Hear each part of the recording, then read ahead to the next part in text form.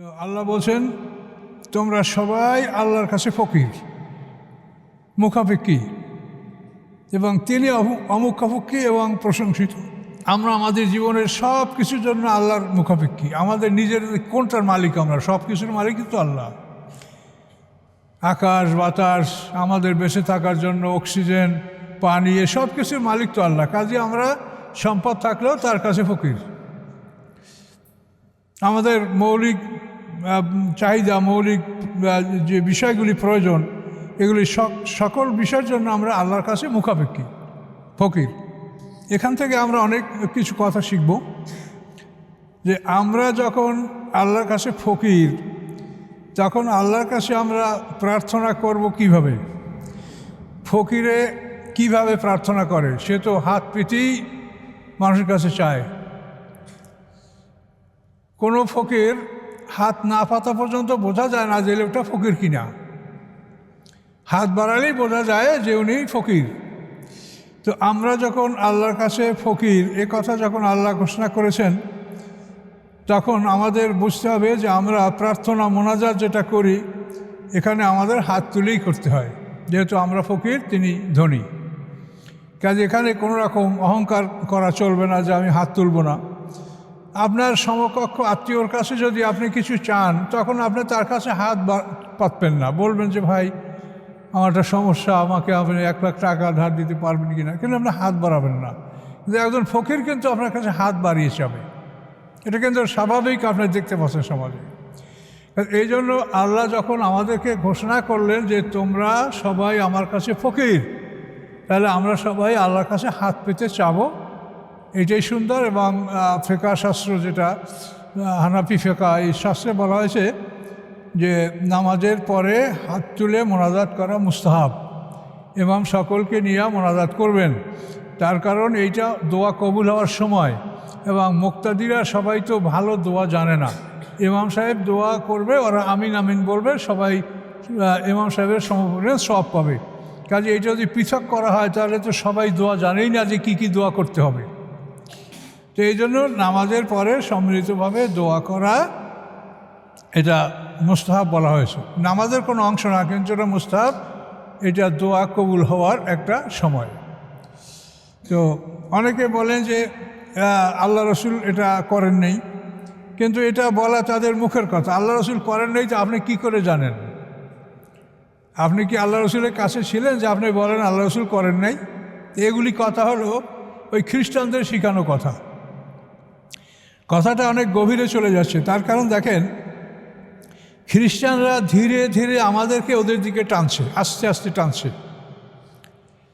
দেখেন, এই খ্রিস্টানদের ধর্মীয় নেতা, তাকে ওরা ফাদার বলে।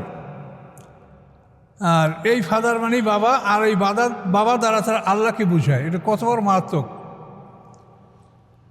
আমি আমাদের বরিশাল অঞ্চলে খুব বড় একটা খ্রিস্টানদের গির্জা আছে, পাদ্রী শিবপুর। তা আমি ওখানে গেলাম, ওই অঞ্চলে তাফসীর করতে গেছি। তখন মনে করলাম যে যাই দেখি গির্জাটা ওখানে কেমন কি আছে। তো দেখলাম বিশাল গির্জা, ঈসা আলাইহিস সালামকে নিয়ে তার মা মরিয়াম দাঁড়িয়ে আছে, ঈসা আলাইহিস সালামকে সুরেবিদ্ধ করা আছে ঝুলন্ত অবস্থায়, এই সব ছবিগুলো সেখানে আছে, মূর্তিগুলো আছে। তো আমি তাদেরকে জিজ্ঞাসা করলাম যে আপনাদের এই গির্জার স্টাফ এরা কি বাঙালি, আমাদের দেশি, না ইউরোপিয়ান, কোথার কি? তোরা বলে যে আমাদের খালি ফাদারটা ইউরোপিয়ান, আর তার সব এই অঞ্চলের বাংলাদেশি। এই ফাদার, এখন এদের যে ফাদার, এইটা কিন্তু আমাদের মধ্যে ওরা ঢুকাছে। কারণ আমাদের যত পীর, এগুলো সব বাবা, খাজা বাবা, আটরশি বাবা, যে সব পীরেরা বাবা। কিছু পীর আছে বাবা ছাড়াও, পীরদের মধ্যেও কিছু ভালো আছে, কিন্তু সংখ্যায় কম, কিন্তু অধিকাংশ বাবা। তো এখন ওরা আমাদেরকে বাবার মধ্যে ঢুকাইছে। ওদের ধর্মীয় গুরু বাবা, আর আমাদের পীর-সাহেবরাও সব বাবা। আবার ওরা কবরে ফুল দেওয়া, এটা যে ওদের একটা ট্র্যাডিশন, এটা কিন্তু ওরা আমাদের মধ্যে এমনভাবে ঢুকিয়েছে যে এটাকে আমরা অনিবার্য মনে করি। এটা না হলে মনে হয় যেন আমরা রাজনৈতিকভাবে বা সামাজিকভাবে মনে হয় যেন পিছিয়ে পড়ছি। আমরা যদি বড় করে একটা ফুলের তোড়া নিয়ে মাজারে না যাই, তার মনে যেন আমরা পিছিয়ে পড়ে গেছি। তো এই প্রতিযোগিতামূলক ফুল দেওয়া এটা সম্পূর্ণ খ্রিস্টানদের একটা প্রথা। শরীয়তে এটা বেদাত এবং অপব্যয়, ইসরাফ। এখানে আপনি হাজার হাজার টাকা ব্যয় করে আপনি এটা কী জন্য করছেন? এই জন্য কি মূর্তি কেন সব পাবে এই ফুল কেনার টাকার? বলেন। তাহলে এগুলি আমাদের মধ্যে আস্তে আস্তে অনুপ্রবেশ করছে, কিন্তু আমরা এগুলির প্রতি নজর দিই না। ক্যান্টনমেন্টের সামনে শিখা চিরন্তন কী জন্য লাগবে? আমরা কি অগ্নিপূজক? যে আমাদের আর্মি ক্যান্টনমেন্ট হেডকোয়ার্টারে শিখা চিরন্তন জ্বালানো আছে, আগুন। এটা তো মানে অগ্নিপূজক, এটা একেবারে হারাম একটা কাজ, অগ্নিপূজকদের এই কার্যকলাপ। তো আমরা ধীরে ধীরে ইহুদি খ্রিস্টানদের অনুকরণ করছি। এবং আল্লাহ রসুলের হাদিসে আসে, আল্লাহ রসুল বলেছেন, ইন্নাকুম লাতাত্তাবিউনা সুনানা মান কাবলাকুম। আল্লাহ রসুল বলেন, নিশ্চয়ই তোমরা তোমাদের পূর্ববর্তীদের রীতিনীতি এটা তোমরা অনুকরণ করবে। তো আল্লাহ রসুল বলেন, শিবরান বে শিবরেন, জেরান বে জেরাইন, এক বিঘাত করে, এক হাত করে তোমরা তাদের দিকে আগাতে থাকবে। হাত্তালাও দাখালু হুজুরাত দাব বেলাত্তাবাতমহম, এমনকি তারা যদি গুই সাপের গুহার মধ্যে ঢোকে, তোমরা তাদের পিছে পিছে গুই সাপের গুহার মধ্যে ঢুকবে। আল্লাহ রসুলের হাদিস। সাহাবায়ে কেরাম বলেন, ইয়া রাসূলুল্লাহ, ইহুদান নাসারা, আপনি আমাদেরকে ইহুদ নাসারার কথা বলছেন? তাছাড়া ফামান, যে আর কে, তাদেরই তোমরা অনুকরণ করবে এবং করছো। এখন দেখেন আল্লাহ রসুল যে ভবিষ্যৎবাণী করে গেছেন, এটা কিন্তু আস্তে আস্তে আমরা সকল ক্ষেত্রে তাদের অনুকরণ করছি। আমরা গণতন্ত্র, এটা খ্রিস্টানদের আব্রাহাম লিঙ্কনের একটা থিওরি, সেটা আমরা বাস্তবায়িত করছি। গণতন্ত্রের জন্য আমরা খুব উৎসর্গ করছি, জানমাল সব, এবং গণতন্ত্রকে আমরা মনে করি যেন মানে আল্লাহর কোরআনের মতো এটা সম্মানিত গণতন্ত্র। তারপরে আমরা আইন কানুনের দিক থেকে ইহুদিদের মানে বিচার ব্যবস্থা, যেটা ফৌজদারি আদালত, মুসলমানদের যে ধর্মীয় ব্যবস্থা, যেটা মুসলমানদের শরীয়তে যেটা আইন, আমাদের শরীয়তের আইনের নাম হচ্ছে হুদুদ কেসাস তাজির। ক্রাইমটা, অন্যায়টা তিনটে ভাগে বিভক্ত: আল্লাহবাদী কেস, মানুষবাদী কেস, জেনারেল কেস। তো আল্লাহবাদী কেসের বিচারের নাম হুদুদ, মানুষবাদী কেসের বিচারের নাম কেসাস, জেনারেল কেসের বিচারের নাম তাজির। হুদুদ, কেসাস, তাজির, এটা হলো আমাদের সিরাতাল মুস্তাকিমের বিচার ব্যবস্থা। কিন্তু এটা আমরা হারিয়ে ফেলেছি। 1860 সালে পাক ভারত উপমহাদেশ থেকে মুসলমানদের কাজীপদ বিলুপ্ত করা হয় এবং ফৌজদারি আদালত আইন প্রবর্তন করা হয়। তাহলে এখন আল্লাহ রসুল যে ভবিষ্যৎবাণী করে গেছেন যে তোমরা আস্তে আস্তে তোমাদের পূর্ববর্তীদের সুন্নাত, তাদের নিয়ম রীতি তোমরা অনুকরণ করতে থাকবে। এক বিঘাতে, এক হাত, শেষ পর্যন্ত তোমরা ওরা গুই সাপের গুহায় ঢুকলে তোমরা তার পিছনে পিছিয়ে গুই সাপের গুহার মধ্যে ঢুকবে। তাহলে এখন এগুলি আমাদের লক্ষ্য রাখতে হবে। এখন আবার ওরা এই মোনাজাত নাই, নামাজের পরে সম্মিলিত মোনাজাত বেদাত, এই কথাটার কোনো দলিল প্রমাণ নেই আজ পর্যন্ত। এটা তো আপনারা এই 20-30 বছর আগে, এর আগে কিন্তু এই কথাটা আমরা শুনি নাই কোথাও যে মোনাজাত করা বেদাত। এটা এরা নূতন আবিষ্কার করছে, এটা খ্রিস্টানদের সম্পূর্ণ। কিন্তু এক শ্রেণীর আলেম আল্লাহর সেটা করেন নাই, মানে মুখস্থ কথা। ঈসা আলাইহিস সালাম আল্লাহর পুত্র, কোনো দলিল আছে? বিনা দলিলে কোটি কোটি মানুষ মানছে। তো এখন মোনাজাত না, এটা আপনারা মানবেন না, বিনা দলিলে মানেন, আল্লাহ রসুল করেন নাই, বাস। তো এই জন্য আমরা প্রত্যেকটা কথা কোরআন থেকে আপনাদের কাছে আমরা প্রমাণ উপস্থাপন করার চেষ্টা করছি। এবং এভাবে দেখেন আল্লাহ তাআলা এই বিষয়গুলি কত কঠিনভাবে নিষেধ করেছেন। লা তাত্তাখিযুল ইহুদা ওয়ান নাসারা আউলিয়া। আল্লাহ বলেছেন ইহুদি খ্রিস্টানদেরকে তোমরা বন্ধু হিসাবে গ্রহণ করো না। ওমাইয়া তাওয়াল্লাহু মিনকুম ফাইন্নাহু মিনহুম। তোমাদের মধ্যে হতে যে কেহ তাদের অনুকরণ করবে সে তাদের মধ্যেই গণ্য হবে। পরিষ্কার কোন আয়াত। কোরআনে এইসব কথা থাকার পরেও আমরা অনেক মানে রোজা নামাজ সবই করি, কিন্তু তারপর আমরা গণতন্ত্রের পক্ষে কথা বলি। আসলে গণতন্ত্রটা যে কে আবিষ্কার করছে সেটা আমরা খুঁজে দেখি না। এটা তো আর বেশি দিনের পুরানো কথা না। 1776 সালে আমেরিকা স্বাধীন হয়েছে। আব্রাহাম লিঙ্কন আমেরিকার প্রেসিডেন্ট, সে এটা বলছে, government of the people, for the people, by the people. এটা আব্রাহাম লিঙ্কনের কথা। এখন এই গণতন্ত্রটা একবারে আপনাদের কাছে মানে ধর্মগ্রন্থের মতো পবিত্র, এবং এই শাসনতন্ত্র এগুলি কি হচ্ছে আমাদের? আস্তে আস্তে আমরা কোথায় যাচ্ছি? মৃত্যুর পরেই তো দেখবেন যে নূতন জগতে আমরা ঢুকে পড়ছি, সূচনা হয়ে গেছে। বরজাকের পরে কিয়ামত হবে এবং সব কিছুর বিষয় আমরা আল্লাহর কাছে হিসাব নিকাশ দিতে বাধ্য থাকবো যে আমরা কি করেছি, আল্লাহ কি বলছেন, আমরা কি করছি। তো এখানে আল্লাহ এতটুকু বলছেন যে হে মানব সকল, তোমরা সবাই আল্লাহর নিকটে ফকির এবং আল্লাহ একমাত্র তিনি মুখাপেক্ষী, আর তোমরা সবাই ফকির। এখন ফকিরে আল্লাহর কাছে হাত বাড়িয়ে চাবে, এটাই হলো নিয়ম। এটা আমরা স্বাভাবিকভাবে সামাজিকভাবে আমরা দেখতে পাচ্ছি। এটার জন্য কোনো মানে আইন কানুন দরকার নাই, এমনিই আমরা এটা ন্যাচারাল প্রাকৃতিকভাবে আমরা দেখছি যে ফকির হাত পেতে চায়, তা আমরা ফকির। আচ্ছা, এরপরে আমি আপনাদেরকে কোরআন অন্য একটা আয়াত আপনার শোনাচ্ছি। অকাল রব্বকুম উদউনি আস্তাজিব লাকুম। আল্লাহ বলেন অকাল রব্বকুম, তোমাদের রব বলেন, আমাদের রব আল্লাহ তাআলা।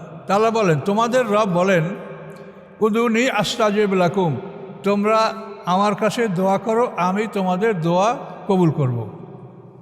এরপর সামনে বলেন ইন্নাল্লাযীনা ইস্তাকবিরুনা ইবাদাতি সায়াদখুলুনা জাহান্নামা দাখিরিন, যারা আমার ইবাদত থেকে অহংকার করবে, যারা অহংকারের বশবর্তী আমার ইবাদত ত্যাগ করবে, তারা অপমানিত অবস্থায় জাহান্নামে ঢুকবে। এখন এইখানে ইবাদতের অর্থ হলো দোয়া, যে দোয়া করতে আল্লাহ বলছে এইটাই ইবাদত। এই দোয়া ইবাদত এইটা যদি কেউ পরিত্যাগ করে অপমানিত অবস্থায় জাহান্নামে যাবে। কোরআনের আয়াত, সূরা গাফিরের 60 নম্বর আয়াত দেখেন। কথা আবার আয়াতটা দেখেন, ইন অকাল রব্বুকুম, তোমাদের রব বলছেন। আল্লাহ বলছে তো এই জন্য তোমাদের রব বলছেন। তা আমাদের রব বলছেন উদুনি, তোমরা দোয়া করো আমার কাছে। তাহলে উদুনি, তোমরা দোয়া করো, এখানে বহু বছর। উদুনি, তোমরা দোয়া করো আমার কাছে। আস্তাজিব লাকুম, আমি জবাব দিব তোমাদের উদ্দেশ্যে। এখানে দেখেন সব বহু বছর। আস্তাজিব, আমি জবাব দিব। লাকুম, এই কুমটা হলো সর্বনাম বহু বছর। আমি তোমাদের ডাকে সাড়া দিব। যে তোমরা আমার কাছে সবাই প্রার্থনা করো, উদুনি আস্তাজিব লাকুম, আমি তোমাদের ডাকে সাড়া দিব। এখানে তো সব বহু বচন বলা আছে। এবার মোনাজাতের জন্য হাদিস খোঁজা লাগবে কেন? সম্মিলিত মোনাজাতের জন্য তো কোরআনেই বলা আছে যে তোমরা সবাই সম্মিলিতভাবে আমার কাছে দোয়া করো, আমি তোমাদের দোয়া কবুল করব।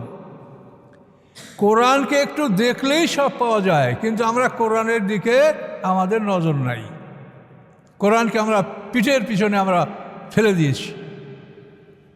কাজেই বিষয়টা স্পর্শকাতর বিষয়। কাজে এটা আমি আপনাদেরকে কোরআন থেকে আমি বলে দিলাম। সূরায়ে গাফের, যেটাকে সূরায়ে মোমেন বলে, এটা ওই সূরাটার নাম গাফের, সূরাটার মোমেন। তো এই সূরাটা 60 নম্বর আয়াতে, এই সূরাটার নাম বলে 40 নম্বর সূরা। এটা অনেকে খুঁজে পায় না, ওটার নাম গাফের আবার মোমেন কোনটা নাকি, তো 40 নম্বর সূরা। তো এখানে আপনি এই বিষয়গুলি দেখতে পাবেন।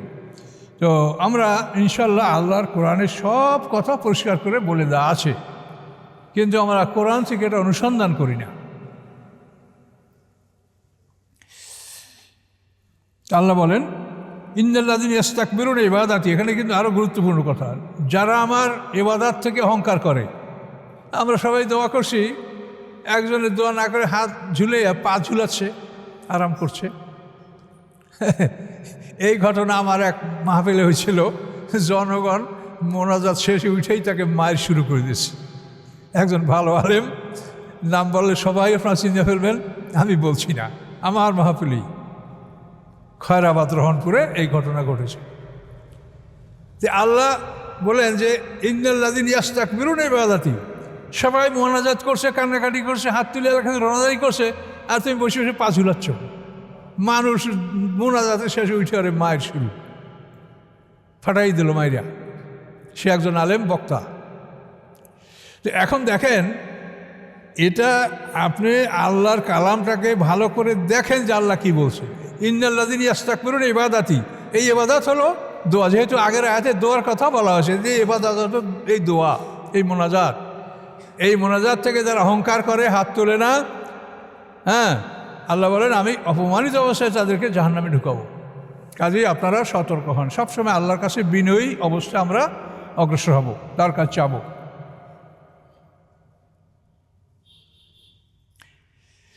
এই আশা ইউযহিবকুম, আল্লাহ ইচ্ছা করলে তোমাদেরকে নিয়ে যেতে পারেন এই পৃথিবীর থেকে। ওয়ায়াতে বে খালকেন জাদিদ, এবং তিনি নূতন সৃষ্টি নিয়ে আসতে পারেন। অবশ্যই পারেন। তিনি জিন জাতিকে তাড়িয়ে দিয়ে আমাদেরকে আনছেন, আবার আমাদেরকে তাড়িয়ে দিয়ে অন্য জাতি আনতে পারেন। এতে কোনো রকমের সন্দেহ নাই, কোনো দুর্বলতা নাই। কিন্তু সেটা হয়তো আমাদের জন্য আল্লাহ তো এটা করবেন না, এটা আল্লাহর দয়া। তো আল্লাহ বলেছেন, হুমকি দিয়েছেন, এই আশা ইউজবিকুম, তিনি ইচ্ছা করলে তোমাদেরকে এই পৃথিবী থেকে হটিয়ে নিতে পারেন, সরাই নিতে পারেন। ওয়াতবে খালকেন জাদিদ, নূতন কোনো সৃষ্টি নিয়ে আসতে পারেন। আমা যালিক আলাল্লাহি আজিজ, এবং এই কাজ আল্লাহর উপরে কোনো কঠিন নয়। এটা কোনো কঠিন নেই, এটা কোন ফায়াকুনই হয়ে যায় এরকম কাজ। আল্লাহ বলছেন, ওয়ালা তাজিরু ওয়াজরাতুন বিজরা উখরা, কোনো বহনকারী, ওয়ালা তাজিরু বহন করবে না, ওয়াজরাতুন কোনো বহনকারী, বেজরা উখরা অপরের বোঝা, কোনো বহনকারী অপরের বোঝা বহন করবে না। যার বোঝা তাকেই বহন করতে হবে। আরবের মুশরিকরা বলতো, ইত্তাবিউ সাবিলানা ওয়াল নাহমিল খাতায়াকুম, কোরআন আয়াত। মুশরিকরা বলতো যে তোমরা আমাদের পথে আসো, তোমাদের অপরাধ পাপ এটা আমরা বহন করব। অল নাহমিল খাতায়াকুম, খাতা মানে গুনাহ, তোমাদের গুনাহ খাতা আমরা বহন করব, আমাদের মতে থাকো। এই আরবের মুশরিকরা, আবু সুফিয়ান এবং এইভাবে নেতারাই কথা বলছে যে তোমরা আমাদের পথে থাকো, তোমাদের পাপ যদি হয় সেটা আমরা বহন করব। তো এভাবে ওলীদ ইবনে মুগিরার ঘটনাও কোরআনে আসে যে ওলীদ ইবনে মুগিরা একদল লোককে অর্থ দিয়েছিল কিছুদিন, আতা কালিলাম ও আকদা, যে সে অর্থ দিয়েছিল এই উদ্দেশ্যে যে তার শাস্তি এরা বহন করবে, ফেরেশতারা মারবে। ওলীদ ইবনে মুগিরা শুনে ভয় পাইছিল, 19 জন ফেরেশতা দোজখে। তো ওলীদ ইবনে মুগিরাকে আবু জাহেল এবং অন্যান্যরা বলল যে তোমার ভয় নাই, তুমি আমাদেরকে কিছু টাকা পয়সা দাও, তোমার তো অনেক সম্পদ আছে, তোমার পিটানগুলি আমরা বহন করব। তো সেখানেও আল্লাহ তাআলা ওই কথা বলেছেন যে ইব্রাহিম আলাইহিস সালাম, মুসা আলাইহিস সালামের কিতাবগুলি কি সে পড়ে নাই? সেই সব কিতাবগুলিতে লেখা আছে, আল্লাহ তাজিরু ওয়াজিরাতুন বিজরা উখরা, কোনো বহনকারী অপরের বোঝা বহন করতে পারবে না, যার বোঝা তাকেই বহন করতে হবে। টাকা দিয়ে যদি পিটান ফিরানো যাইতো তাহলে বড় লোক তো সব জান্নাতি চলে যেত, তাদের আর শাস্তি হতো না। টাকা দিয়ে কিচ্ছু হবে না। তো এই জন্য আল্লাহ এই কথাগুলো কোরআন পাকে একাধিকবার বলেছেন, ওয়ালা তাজিরু ওয়াজিরাতুন বিজরা উখরা, বহন করবে না কোনো বহনকারী অপরের বোঝা, যার বোঝা তাকেই বহন করতে হবে। হ্যাঁ, তবে একটা জিনিস হবে, সেটা হলো কেউ যদি কাউকে বিপদগামী করে, তো ওর পাপ আর নিজের পাপ এটা ডবল হবে তার, আর ওর হবে সিঙ্গেল। মনে করেন একটা কিশোর, একটা যুবক একটা ছেলেকে নিয়ে সিনেমা হলে ঢুকলো। এখন ওই ছেলে জানে না, কিন্তু ও ওকে বুঝে শুনে বা ওকে বন্ধুত্বশীল আচরণ নিয়ে গেল। এখন ও যে ওকে নিয়ে গেছে, এই জন্য ও নিয়ে গেছে, এই জন্য ওর পাপের 1 গুণ এর আমলে আসবে, আর নিজের 1 গুণ, 2 গুণ, আর ওর হবে 1 গুণ। কিন্তু ও নিষ্কৃতি পাবে না, ওর 1 গুণ হবে আর এর 2 গুণ হবে। এইটা সূরা নিসার মধ্যে আল্লাহ বলেছেন, মাইয়াশফা শাফাতান হাসানাতান ইয়াকুল্লাহু নাসিবুম মিনহা ওয়া মাইয়াশফা শাফাতান সাইয়্যাতান ইয়াকুল্লাহু কিফলুম মিনহা। আল্লাহ বলেছেন পরিষ্কার যে ভালো কাজের সুপারিশ যে করবে, এই ভালো কাজের একটা অংশ, সবের একটা অংশ সে পাবে, আর মন্দ কাজের সুপারিশ যে করবে সে এই মন্দ কাজের একটা ফলাফল পাবে। এই যে এখন আমাদের সামনে নির্বাচন, এখন আমরা যদি এমন একটা লোককে নির্বাচন করি যে ক্ষমতায় এসে সে জনগণের ধন সম্পদ আত্মসাৎ করছে, চুরি করছে, তো হাসরের ময়দান দেখবেন যে ওই চুরির ভাগ আপনার আমলনামায় সাথে সাথে ফেরেশতারা লিখে রাখছে যে ওই লোক আত্মসাৎ করছে, যারা তাকে ভোট দিয়েছে প্রত্যেকের আমলে ওই আত্মসাতের পাপ লেখা হবে। তুমি তাকে ক্ষমতায় বসিয়েছো, তোমার ক্ষমতা বলে সে ক্ষমতা লাভ করে এই চুরি করছে, কাজে এটার ভাগ তুমিও পাবে। এইটা কোরআনে সূরা নিসায় বলেছেন, মাইয়াশফা শাফাতান হাসানাতান ইয়াকুল্লাহু নাসিবুম মিনহা ওয়া মাইয়াশফা শাফাতান সাইয়্যাতান ইয়াকুল্লাহু কিফলুম মিনহা। আবার ভালো কাজ যদি তুমি যাকে নির্বাচন করেছো, তোমার ভোটের মাধ্যমে সে নির্বাচিত হয়েছে, এমন যদি হয় তো সে যে ভালো কাজগুলি তার সবের একটা অংশ তুমি পাবে। মানুষের মধ্যে বিবাদ মিটানো এত বড় সওয়াব যে একটা হজের সওয়াব আল্লাহ তাকে দান করে। এখন আপনি দেখবেন যে আপনি জীবনেও হজ করেন নাই, কিন্তু আপনার আমলনামায় হজের সওয়াব লেখা আছে। কোথা থেকে আসলো? যে আপনি যে লোকটাকে মানে ক্ষমতায় যাওয়ার জন্য আপনি ভোট দিয়েছিলেন, এই আপনার থেকে সে ক্ষমতা লাভ করে এই ভালো কাজ করছে, এই ভালো কাজের একটা অংশ আপনিও পাবেন। এটা কোরআন দ্বারাই প্রমাণিত। ভালো কাজের সুপারিশ করলে ভালো কাজের ফল আপনি পাবেন, মন্দ কাজের সুপারিশ করলে মন্দ কাজের একটা অংশ আপনি পাবেন।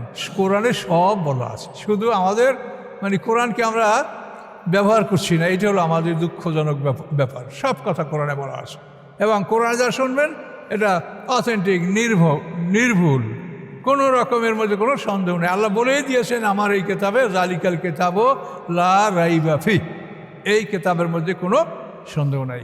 কাজে আপনারা জীবনের সকল কাজগুলি এই কোরআন যেভাবে বলেছে এইটা বিবেচনা আপনি কাজ করবেন। কে খুশি হলো, কে বেজার হলো, এগুলো আপনার অত শেয়ার করারই দরকার নেই। থাকবেন চুপচাপ, কাজ করবেন কোরআন অনুযায়ী। কথা বুঝতে পারছেন? এটা নিয়ে শোরগোল করলে আপনি বিপদে পড়বেন, নানান রকম সমস্যায় পড়বেন। কাজেই আপনি কোরআন থেকে জানবেন, চুপচাপ থাকবেন, আল্লাহর কোরআন অনুযায়ী আপনি কাজ করবেন। এই হলো আমার পরামর্শ। এখন বোঝা তো বহন করতে এটা তো বললেনি। তারপর সামনে আল্লাহ কি বলেন? ওয়ান তাদু মুশকালাতুনিল্লা হামরেহা, যদি কোনো বোঝা বহন করার জন্য তোমরা কাউকে ডাকো যে ভাই আমার এই বোঝাটা তুলে দেন, তো লাইয়া মিলু মিলু সাই, সে ও বোঝা থেকে কিছুই তোমার তুলবে না। আপনি রাস্তায় বসে যদি একটা বোঝা তুলতে না পারে, একজনকে বললে বল ভাই আমার হেল্প করেন, আমার করবে। কিন্তু আল্লাহ বলছেন যে বিচারের মাঠে যখন তুমি বিপদগ্রস্ত হবে, তো ওয়ান তাদু মুশকালাতুন ইলা হামলেহা, যদি তুমি ডাকো কোনো ভারী বোঝা বহন করার জন্য, লা ইয়াহমিলু মিনু শাই, সে কিছুই বহন করবে না, তাকাবেই না তোমার দিকে। ওয়ালাউ কানা যার কুরবা, যদিও সে তোমার নিকটতম আত্মীয় স্বজন হয়, সে যদি তোমার নিকট আত্মীয় হয় তবুও তোমার ডাকে সাড়া দিবে না, তোমার কোনো বোঝা সে বহন করবে না। ইন্নামা তুনজিরুল্লাযিনা ইয়াখশাউনা রাব্বাহুম, এখন আল্লাহ রাসূলকে বলছেন নিশ্চয়ই আপনি ভয় দেখাবেন তাদেরকে, ইয়াখশাউনা রাব্বাহুম বিল গায়েব, যারা তাদের রবকে ভয় করে না দেখে। যারা রবকে না দেখে ভয় করে তাদেরকে আপনি সতর্ক করুন। আর কি করে তারা? ওয়াকামুস সালাত, সালাত কায়েম করে। অমান তাজাক্কা, এবং যে পবিত্রতা অর্জন করে, ফাইন্নামা তাজাক্কা লিনাফসিহি, সে পবিত্রতা অর্জন করে তার নিজের জন্য। পবিত্রতা, জাকাত হলো মালের ময়লা, জাকাত যখন মাল থেকে বাইর করবেন তখন মাল পবিত্র হবে। মোশরেকদের পবিত্রতা হলো কলমা পাঠ, মোশরেকরা গোসল করলে পবিত্র হবে না, কিন্তু আপনারা মুমিনরা গোসল করলে পবিত্র হবেন। পবিত্রতা বুঝতে হবে। তো এভাবে আল্লাহ বলেন যে পবিত্রতা অর্জন করে সে তার নিজের জন্যই করে। ইলাল্লাহিল মাসির ওয়া ইলাল্লাহিল মাসির, এবং তোমাদের সকলের প্রত্যাবর্তন আল্লাহর কাছে, সবাই আমরা আল্লাহর কাছে যাব। ওমা ইয়াস্তাবিল আমা ওয়াল বাসির, সমান নয় অন্ধ এবং দৃষ্টিশক্তি সম্পন্ন। অন্ধ এবং দৃষ্টিশক্তি সম্পন্ন এই দুটা মানুষ সমান নয়। দৃষ্টিসম্পন্ন যাদের চোখ দ্বারা তারা আল্লাহর দ্বীন, শরিয়াত, কোরআন বুঝেছে, তাদের চোখ আছে। আর যারা চক্ষু থাকতেও আল্লাহর কোরআনের দিকে তাকায় নাই, হাদিসের দিকে তাকায় নাই, শরিয়াতের বিধানের দিকে তাকায় নাই, এরা অন্ধ। কথা বুঝতে পারছেন? তো আল্লাহ বলেন অন্ধ এবং দৃষ্টিসম্পন্ন এর সমান না। তো আপনি এখানে আল্লাহ যাকে অন্ধ বলছে সে কিন্তু চোখে আপনার আমার সাথে ভালো দেখে, কিন্তু আল্লাহ বলছে অন্ধ। তার কারণ শরিয়াতের বিধানের প্রতি তার কোনো চোখ পড়ে নাই, দৃষ্টি পড়ে নাই, এই জন্য সে অন্ধ। নফসে মুতমাইন্নার সাথে তার অঙ্গ প্রত্যঙ্গের কোনো সম্পর্ক নাই, নফসে আম্মারার সাথে সম্পর্ক। আমাদের এই যে সেন্স অর্গান যেটাকে বলা হয় ইন্দ্রিয় শক্তি, চক্ষু, কর্ণ, নাসিকা, জিহ্বা, ত্বক, এটার পরিচালক হলো দুইজন পরস্পর বিরোধী, নফসে মুতমাইন্না, নফসে আম্মারা। তো এখন এই আমাদের দেহের পরিচালক যদি নফসে আম্মারা হয় তাহলে সে শরিয়াতের দিক, কোরআনের দিক কোনো দিক তাকাবেই না, সবসময় ওই অন্যায়ের দিকে তাকাবে। তাহলে আপনার আমার পরিচালক কে? নফসে মুতমাইন্না না নফসে আম্মারা? এটা আপনাকে নিজের এটা নির্ণয় করতে হবে। এগুলো বিরাট ব্যাপার। এগুলো সকলের মধ্যে আসে, কিন্তু আপনি যেটাকে লালন পালন করবেন সেটার খাবার দেন, যেটাকে আপনি লালন পালন করবেন সেইটার খাবার দেন। আল্লাহর ওহী হলো নফসে মুতমাইন্নার খাদ্য। আপনি আল্লাহর ওহী যদি এখানে ঢুকান, নফসে মুতমাইন্না শক্তিশালী হবে। আর শয়তানের রহি হলো নফসে আম্মারার খাদ্য। যদি শয়তানের খাদ্য অর্থাৎ আল্লাহ রহি এবং এর ব্যাখ্যা, এগুলির বাইরে যত বুদ্ধি আছে, যত কথা আছে, কৌশল আছে, এগুলো সব শয়তানের রহি। ওই দুই প্রকার, আল্লাহ রহি এবং শয়তানের রহি। সূরা আনামের 121 নম্বর আয়াতে দেখেন। কাজী আল্লাহ রহি যারা হৃদয়কে শক্তিশালী করেছে তারা চক্ষুষ্মান, তারা বাসির। আর আল্লাহর যে বিধান নফসে মুতমাইন্না, এটাকে যারা প্রত্যাখ্যান করেছে তারা অন্ধ। এগুলো খুব কঠিন কথা, এবং প্রত্যেকটা মানুষের মধ্যে এই শক্তিটা আছে আল্লাহর পক্ষ থেকে। আল্লাহ বলছেন ফাআলহামাহা ফুজুরহা ওয়া তাকওয়া। প্রত্যেকটা মানুষের মধ্যে ফুজুর এবং তাকওয়া অর্থাৎ নফসে মুতমাইন্না, নফসে আম্মারা, দুটোই তার মধ্যে আল্লাহ দিয়েছে। এগুলো সব কোরআনে আছে, কোনো দুর্বলতা নেই এই কথার মধ্যে। ফুজুর ও তাকওয়া দেওয়া আছে। আপনি গাড়ি কিনছেন, কিন্তু তেল তো আপনাকে কোম্পানি দিবে না, তেল তো আপনার কিনতে হবে। তা আপনার আমার দেহের মধ্যে ইঞ্জিন আল্লাহ ঢুকাইয়া দিছে।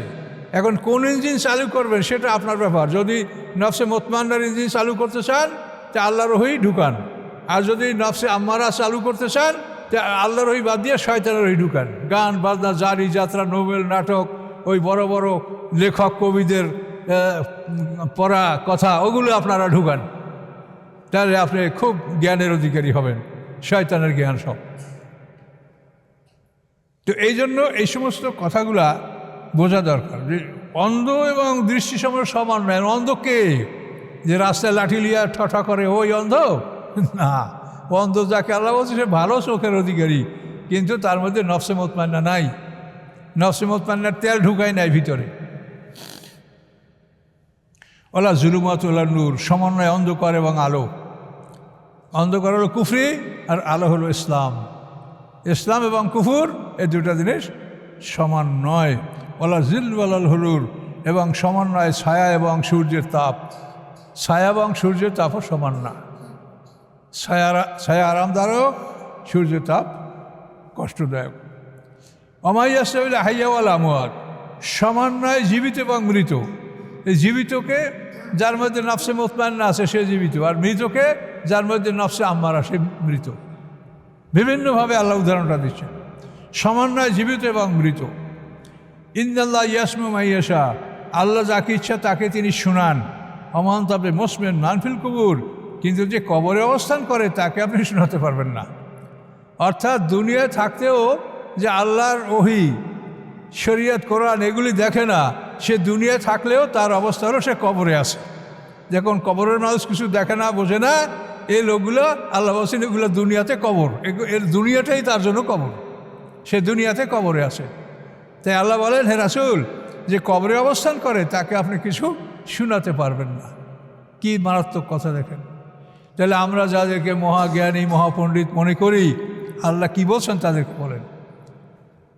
যারা আসমানি কিতাবের জ্ঞান রাখে না, তারা যত শিক্ষিত হোক, আল্লাহর ভাষায় তারা উম্মি, নিরক্ষর।